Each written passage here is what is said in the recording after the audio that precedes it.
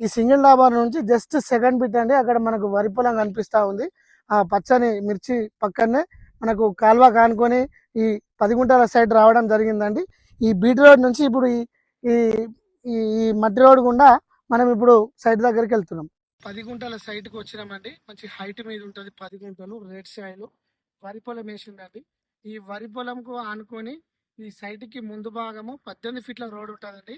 ఈ 18 ఫీట్ల నక్ష రోడ్ గట్టి రోడ్ అండి ఇది. మళ్ళీ ఇంకో వైపు వచ్చేసి సైట్కి ఇది కాల్వ రోడ్ అండి.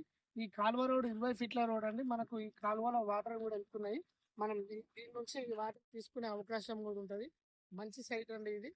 కరీంనగర్ నుంచి హైదరాబాద్కి వెళ్ళే రాజీవ్ రహదారికి కేవలం 1 కిలోమీటర్ 1 మినిట్ లో మనం ఈ సైట్ కి రావడం జరుగుతూ ఉంటుందండి.